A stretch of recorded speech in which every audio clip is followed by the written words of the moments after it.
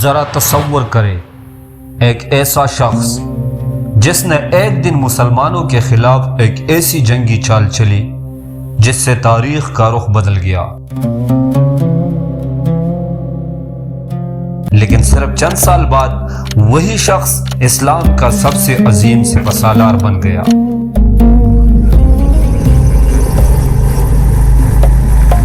وہ انسان جس نے کبھی جنگ میں شکست نہیں کھائی، اپنی موت کے وقت افسوس کر رہا تھا، آج ہم جانیں گے حضرت خالد بن ولید کی وہ داستان جو صرف جنگوں کی کہانی نہیں بلکہ ایمان، وفاداری اور قربانی کی مثال ہے۔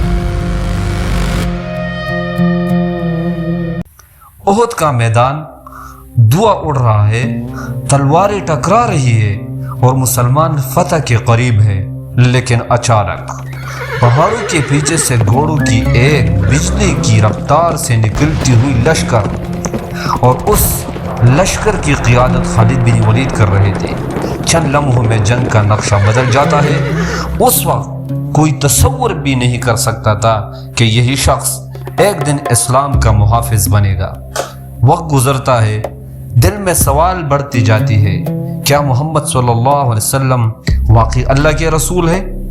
کیا سچائی اس کی طرف سے؟ آخر کار خالد بن ولید مکہ چھوڑتے ہیں، مدینہ پہنچتے ہیں اور رسول اللہ صلی اللہ علیہ وسلم کے ہاتھوں پر اسلام قبول کر لیتے ہیں۔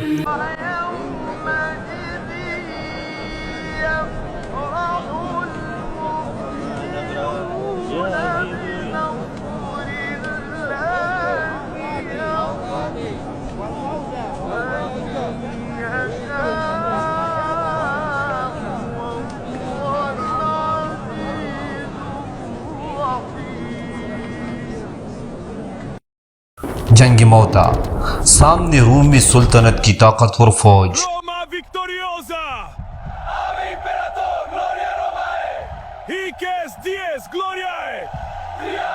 مسلمان تعداد میں بہت کم، ایک ایک کر کے تینوں سپہ سالار شہید ہو جاتے ہیں۔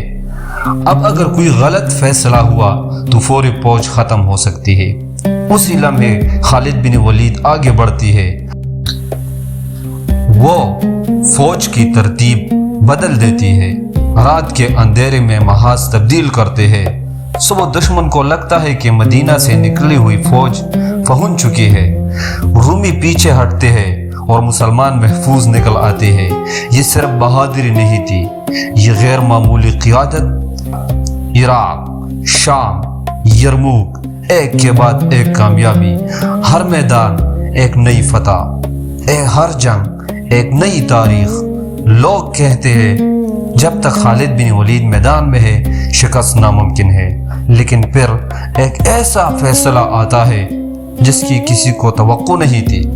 حضرت عمر بن خطاب انہیں سپہ سالاری سے ہٹا دیتی ہے، مگر حیرت کی بات خالد بن ولید کے چہرے پر نہ غصہ تھا نہ شکوہ۔ انہوں نے صرف اتنا ثابت کیا کہ وہ عہدے کے نہیں اللہ کے سپاہی تھی۔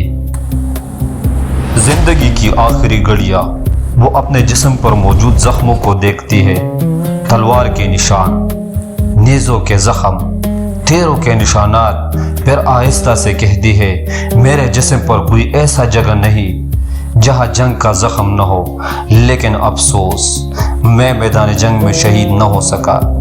کیا عظمت تھی کہ جس انسان نے کبھی شکست نہیں دیکھی اس کی سب سے بڑی خواہش شہادت تھی۔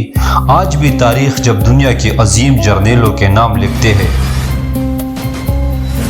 حضرت خالد بن ولید کا نام عزت، بہادری اور وفاداری کے ساتھ آ جاتا ہے۔ یہ تھے سیف اللہ، اللہ کے تلوار۔